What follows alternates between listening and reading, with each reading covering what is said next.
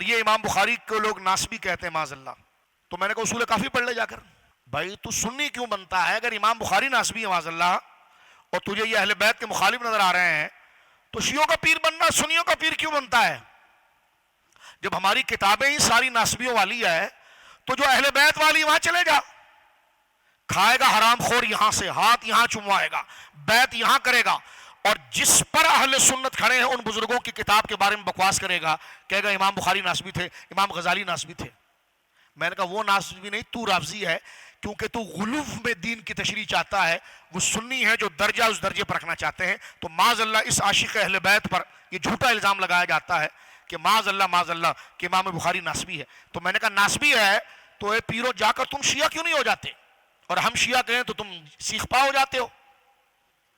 اور بھائی جب تمہاری سب سے بڑا حدیث کا معاذ اللہ جو کتاب کا مرتب ہے وہ سنی نہیں رہا، ناسبی ہو گیا، تو پہلی فرصت میں چاہیے پنڈی والوں تم شیعہ ہو جاؤ اور جا کر اصول کافی کا درس دو اپنے مدرسوں کے اندر، یا پھر شرم کر کے توبہ کرو بغیرتوں کہ تم اس عاشق رسول اللہ کے نیک بندے جس نے ساری امت پر احسان کیا اس کو اگر کچھ کہہ نہ سکو تو اس عظیم ہستی کو، اللہ اکبر، جن کا مقام دربار رسالت میں کیسا ہے، 12 صدیوں سے اولیاء صالحین جن کی مدح و ثنا کرتے آئے ہیں، ان عظیم ہستی کو تم ناسبی کہتے ہو.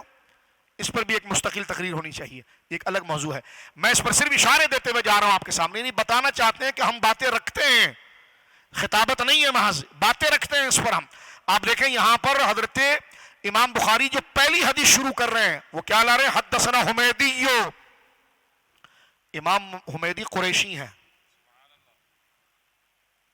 اور مکی ہیں، آپ کے درجنوں استاذ ہیں، لیکن امام بخاری کو حضور کی نسبت پر اتنا محبت تھی کہ اپنے اس استاد کو اپنی کتاب کی ابتدا بنائی جس استاد کا تعلق رسول اللہ کے خاندان سے ہے. یہ نقطہ ذہن میں رکھیں آپ. حدثنا حمیدی، اور یہ امام حمیدی وہ ہے جن کی الگ سے ایک حدیث کی کتاب بھی ہے، مسند حمیدی، مکہ شریف سے یہ 2 جلدوں پر ہے.